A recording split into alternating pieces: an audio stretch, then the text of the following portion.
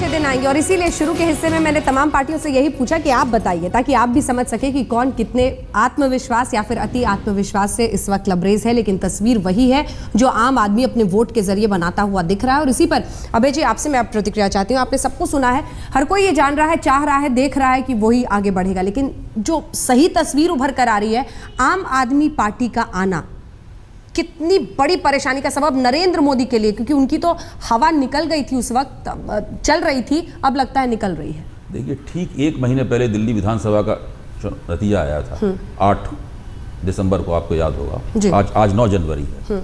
इस एक महीने में जो चुनावी डिस्कोर्स है, चुनावी राजनीति का विमर्श जो है, वो बहुत बड़े पैमाने में बदला है। इतना बदला है, इसकी पहले कोई उम्मीद नहीं करता था।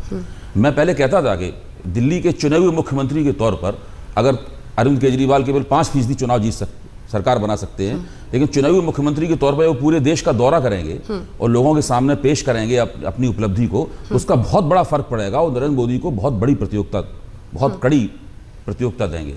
और वो जिसका हम लोग अंदाजा लगाते थे, ख्यालों में बात करते थे, वो दरअसल हो गया है। अब स्थिति यह है कि सबको मानना पड़ रहा है कि ये एक ऐसी ताकत है जो कैसा प्रदर्शन करेगी, किस दिशा में राजनीति को ले जाएगी, कौन लोग इसे समर्थन देंगे, ये किसी को पता नहीं है। सब लोग अंदाजा लगा रहे हैं, सब लोग अनुमानों के दौर में चले गए हैं। कांग्रेस का क्या होने वाला है, इसके बारे में ज्यादा अनुमान लगाने की आवश्यकता नहीं है। लेकिन आम आदमी पार्टी क्या करेगी, इसका अनुमान तो दरअसल आम आदमी पार्टी को भी पूरी तरह से नहीं है कि वो क्या करने वाली है। अब आप सोचिए कि अगर अगले 15 दिन में वो सारे देश से 1 करोड़ लोगों को सदस्य बना, नहीं बता रहा हूं, 1 करोड़ लोगों को सदस्य बना लेते हैं और उसकी राष्ट्रीय मंच से घोषणा होती है कि हमने 1 करोड़ लोगों को सदस्य बना लिया, तो उनके जो राजनीतिक प्रतिद्वंदी हैं उनकी क्या हालत होगी उस वक्त? क्या सुधांशु जी वो बहुत ही मुश्किल होगा उनके लिए। अलग अलग राज्यों से 5-5 लाख सदस्य बन रहे हैं और ये 1-2 दिन की बात है।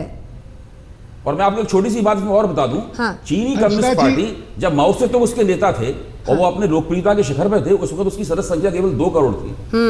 तो ये एक बहुत बड़ी घटना होगी, ऐसी घटना होगी जो एशियाई, भारतीय राजनीति में नहीं, एशियाई राजनीति में भी पहली बार होगी। सुधांशु जी जल्दी से।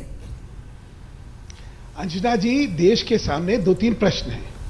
एक भ्रष्टाचार का बहुत बड़ा मुद्दा था, एक महंगाई का बहुत बड़ा मुद्दा है और एक जो है राष्ट्रीय सुरक्षा का बहुत बड़ा मुद्दा है। और इन मुद्दों के प्रति एक जो नेतृत्व है, उसकी विश्वसनीयता और प्रामाणिकता जो है, उसको देख के लोगों को तय करना है। अभी प्रश्न आया, राहुल जी को मैं सुन रहा था कि